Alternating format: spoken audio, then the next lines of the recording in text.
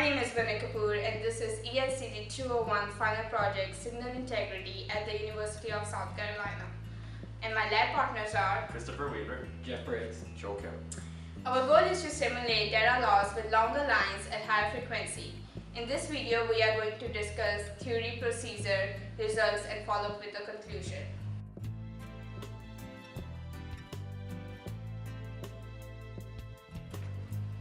Okay, I'm Jeff Briggs, and this is the theory to our circuit.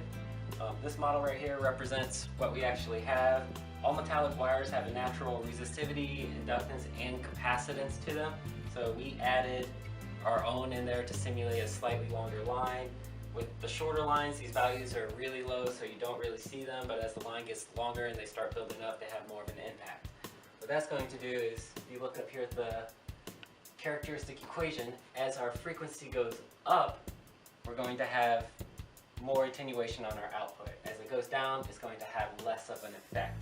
So what we're going to get is our capacitor right here at lower frequencies is going to act like an open and not have much of an effect on our signal. Now, as our frequencies go up, the capacitor is going to work like a short, basically bypassing this and bypassing our output, and it'll make it seem like our signal is attenuated. Now, here's our eye diagram. What we're looking at here is as the signal goes from high to low and low to high, we're going to find the point where they cross. That's going to give us a good reference voltage so we can decide if it's above this point, we're going to determine it's a high signal. If it's below it, we're going to read that as a low signal or zero. Now, we also want to try to find the point right in between to get the best place to take our sample so we don't have any interference. Now, as our values start going up, we're going to have a delay in the response. That's going to shift our good area further down in time, and also as it squishes down, our reference voltage can fluctuate high or low depending on what happens to our signal. So you see here, with ideal signal, this is where we want what we're looking for. And then as it attenuates, the red's got the biggest impact, and our signal shifted a little bit further over, which normally we would be reading that as T1, but now it's going to show up as T2, giving us an incorrect reading in our signal.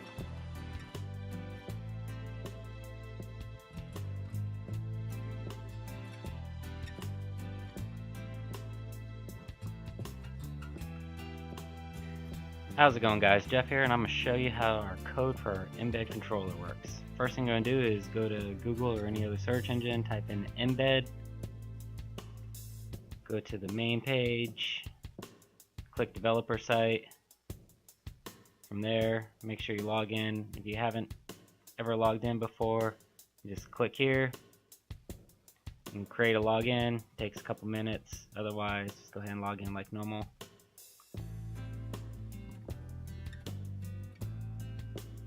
And then go ahead, click on platforms, choose your device you're using, and if this is your first time or not, you might want to go ahead and print this out. It's going to show you where all your pins are and what their designations are.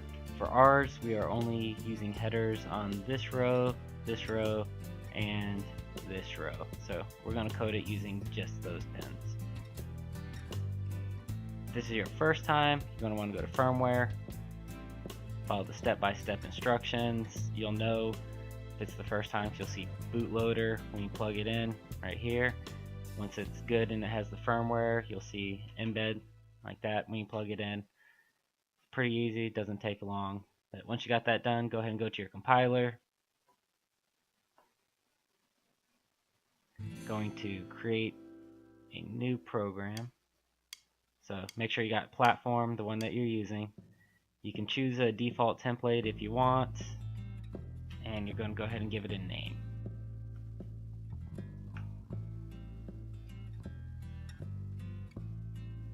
I'll see it populate over here, and there it is. So we'll click on main. This is the template we chose, the hello world. We're not going to use that, and I already got the code written, so we can just go through it real quick. Alright, first thing you're going to want to do is go ahead and import this file. This gives you the fast outs, which lets you do the .write command. So here we went ahead and declared what we're going to be outputting to. We didn't have enough pins for everything, so this one right here is commented out. This will be used just for taking our clock when we do our eye diagram.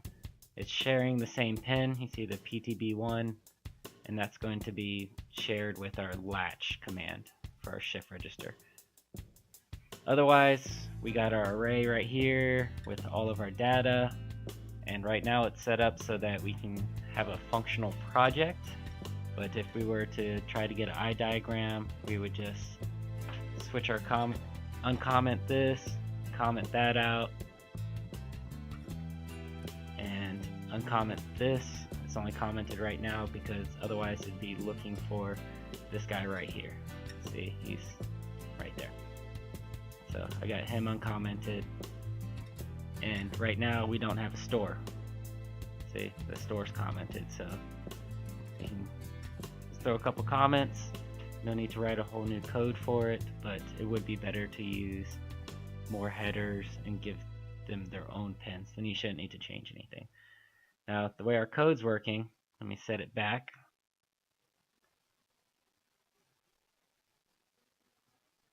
When it's set up to demonstrate what we're doing.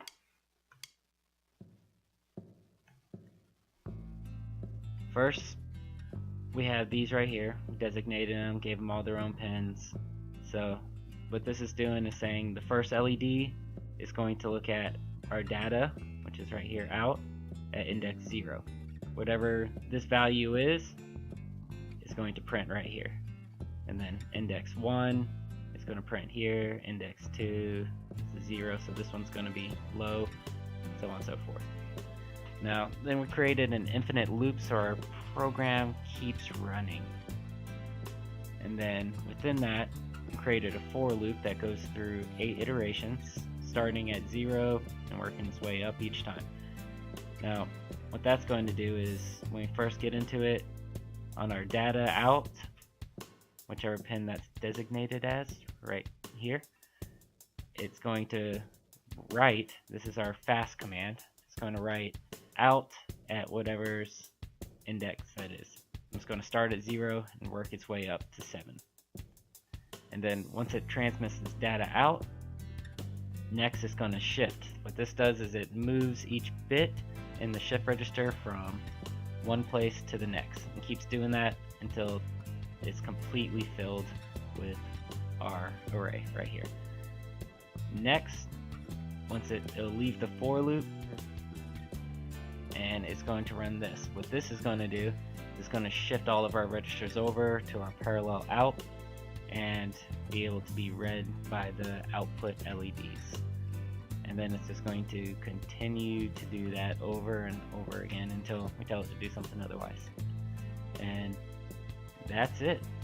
So don't forget to put in your comments so other people reading it can tell what's going on.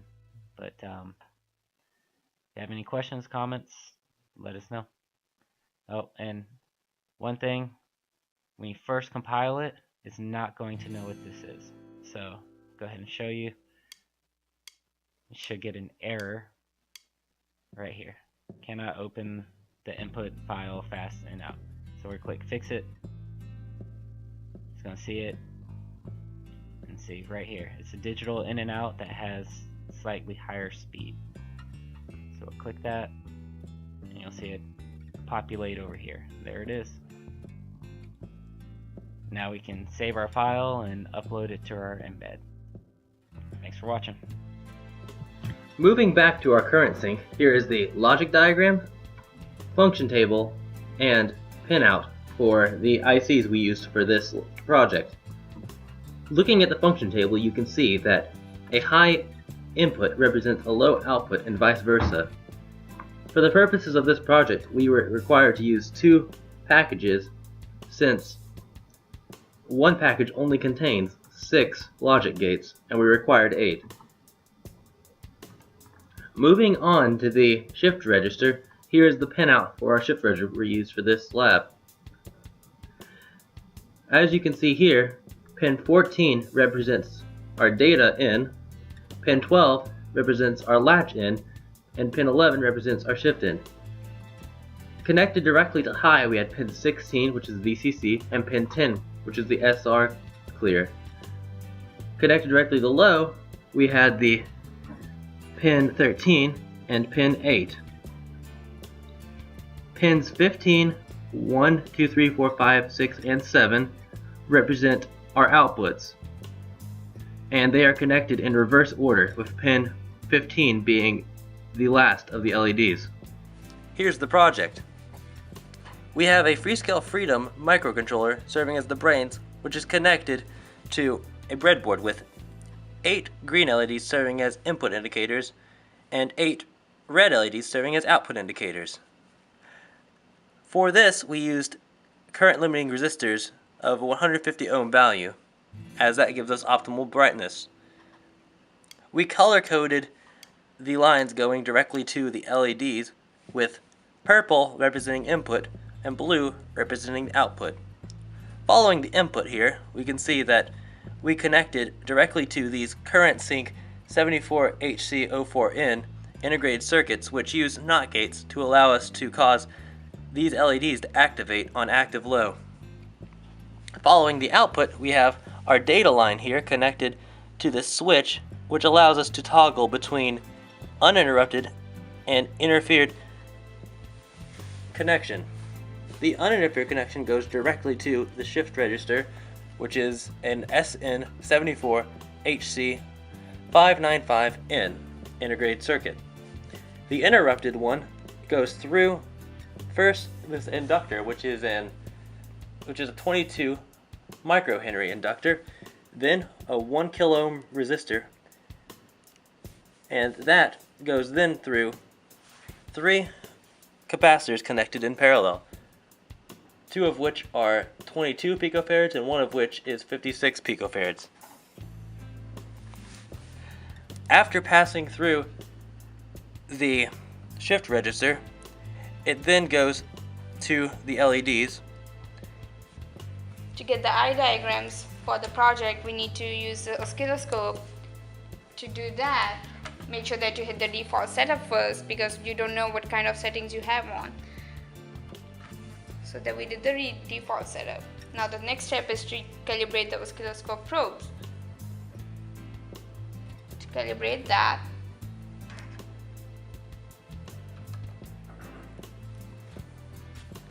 and you see how the squares are all jagged up.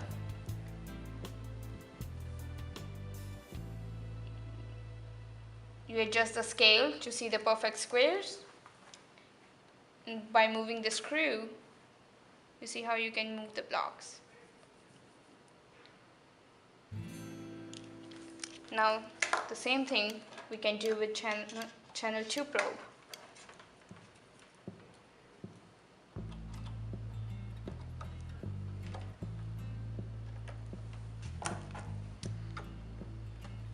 Adjust the scale to see the squares, trigger,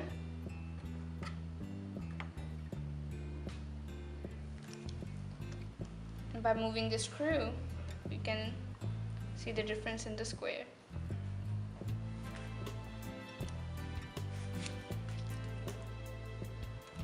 To get the eye diagram, we connect channel 1 to the clock and channel 2 to data.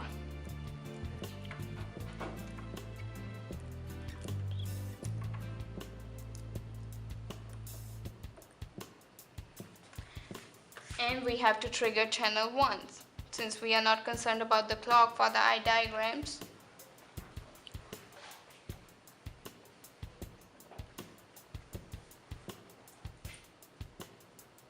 And we adjust the scale.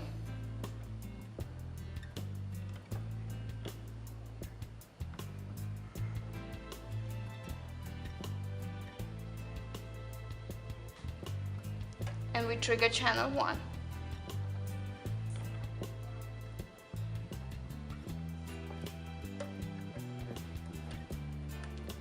sure that your source is channel 1 when you're trying to trigger channel 1. And now we see that channel 1 square wave is stopped, so we can move it out of the way.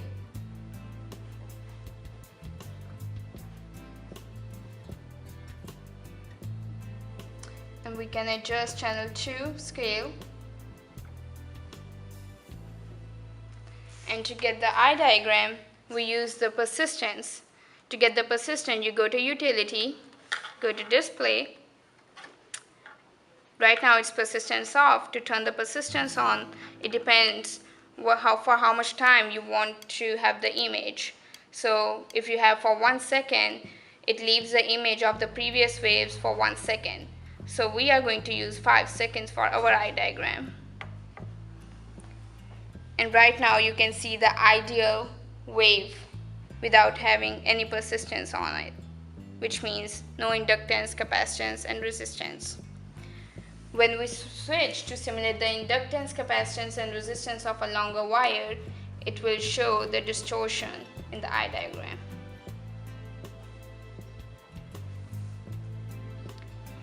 Right now you can see with the addition of the electrical components, the eye diagram starts collapsing.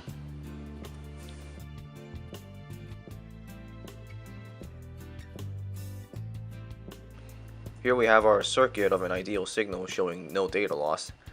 Now I will flip on this switch, which will activate the resistors, inductors, and capacitors placed, simulating a longer line.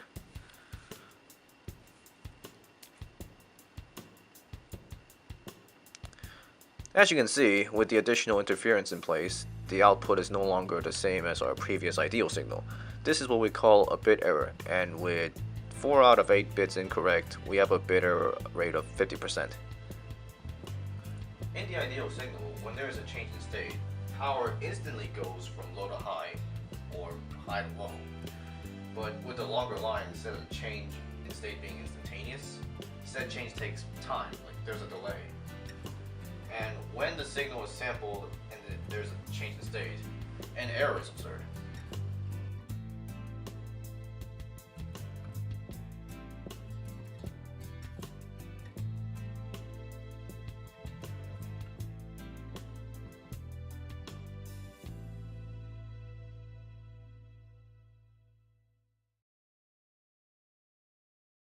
So in conclusion, the goal of this project was to simulate data loss with longer lines at higher frequencies. The main issue we had in this project was to use microcontroller as a receiver, since we were not able to sync the timing of the data for the receiver. One thing we could have done differently is we could have used 2 shift registers or added a header so that we did not have to use 2 separate codes or move any wires. And if given a little more time to work on it, another thing we would have done would be to simulate a multi-gigabit transceiver, or possibly shift the clock so that it would grab it at the correct time without a distortion. And another thing we could have possibly done would be to simulate fiber optics, or use fiber optics so that we don't have